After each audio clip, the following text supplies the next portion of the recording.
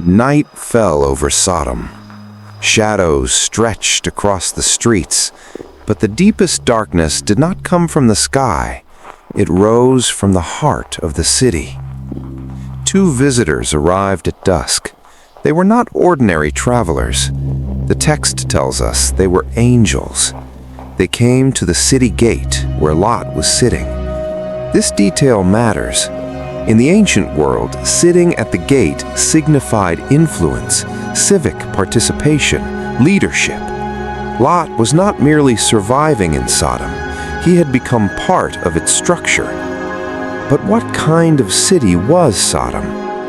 Earlier chapters describe it as exceedingly wicked before the Lord. Its corruption was not accidental, it was systemic. It was woven into its culture. What begins as private compromise can eventually become public identity. Lot rises to greet the visitors and insists they stay in his house. He prepares a meal. Hospitality in that context was sacred, an act of honor and protection. Lot knows the streets are unsafe. Why? Because when evil becomes normalized, it no longer hides. Before they lie down for the night, men from every part of the city surround the house. Where are the men who came to you tonight? Bring them out to us. The intent is violent and abusive. This is not mere immorality, it is collective aggression. When does a society cross the line from moral confusion into moral inversion, where what should cause shame becomes a demand? Lot steps outside and closes the door behind him. He tries to reason with the mob. His actions reveal both courage and compromise. Long-term exposure to corruption blurs judgment, even in those who resist it. Living too close to darkness eventually affects our perception of light. The angels intervene. They pull Lot back inside and strike the men with blindness. It is a chilling image. Those who were already spiritually blind now experience physical blindness. Yet the text says they exhaust themselves trying to find the door. What does it say about the human heart when even judgment does not produce repentance? Then comes the urgent command, "Gather your family, for we are about to destroy this place." Divine judgment here is not impulsive. In the previous chapter, God spoke of the outcry against Sodom and his investigation of its wickedness.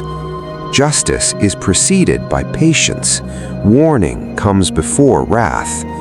God does not act arbitrarily. He acts in response to sustained corruption. Lot goes to warn his sons-in-law, but he seems like one joking. The warning sounds exaggerated, unreal, absurd. How often are serious spiritual warnings dismissed because they disrupt comfort? At dawn, the angels urge Lot again. "Up, take your wife and your 2 daughters." But the text says he lingered. He lingered. Why do we hesitate to leave what is clearly destructive? Attachment, familiarity, investment. Even broken systems can feel stable when they are familiar. In mercy, the angels seize their hands and lead them out of the city. Salvation here is not passive, it is active rescue. Grace sometimes pulls us when we are too hesitant to move. Then comes the clear instruction, escape for your life, do not look back. This command is not merely geographical, it is spiritual. To not look back means to sever emotional allegiance. It means refusing nostalgia for what God is judging. Lot negotiates again, asking to flee to Zoar, a smaller city nearby. Even in deliverance, he attempts to adjust the terms. Yet God allows it. And then it happens. The Lord rained down burning sulfur out of the heavens. The language is stark. The destruction is total. Cities, vegetation, the plain, consumed. This is more than architecture collapsing. It is a moral system imploding under the weight of its own corruption.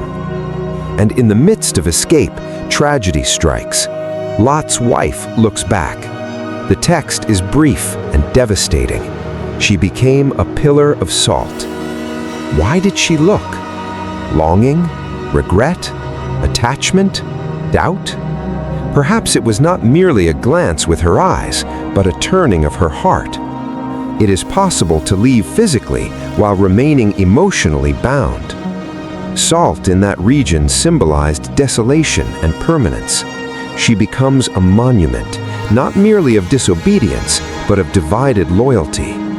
How often do we move forward with our bodies while our hearts drift backward?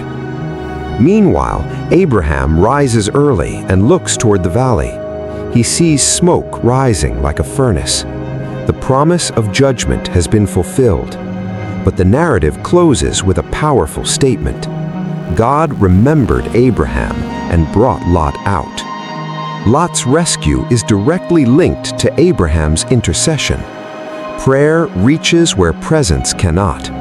The faithfulness of one can influence the survival of another. The story of Sodom and Gomorrah is not merely about fire, it is about progression. It is about how private compromise becomes public collapse. It is about hesitation when clarity has already been given. It is about mercy that takes hold of unwilling hands. It is about a single backward glance that reveals where the heart truly lives. It is about justice that is neither rushed nor careless. And perhaps the most sobering reflection is this: judgment came, but warning came first. Destruction fell, but opportunity preceded it. Fire descended, but mercy extended its hand. The narrative forces difficult questions. Are there environments we have grown too comfortable in? Have we normalized what once troubled our conscience? Are we lingering where we should be fleeing? If told not to look back, would our hearts obey? The destruction of Sodom was not simply a historical catastrophe. It was a moral signpost, a reminder that societies, like individuals, are accountable for what they celebrate. Yet even in the flames, grace is visible. God judges corruption. God hears intercession. God rescues the hesitant. God warns before he acts. The final question is not about Sodom. It is about us. If deliverance required leaving everything familiar behind and never looking back, would we be ready to run? Se essa história falou ao seu coração, não pare por aqui. Inscreva-se no canal e acompanhe cada capítulo da Bíblia em forma de história de maneira simples e profunda. Deixe seu like, compartilhe com quem precisa ouvir essa mensagem e ative as notificações para não perder os próximos episódios. Nos vemos no próximo capítulo.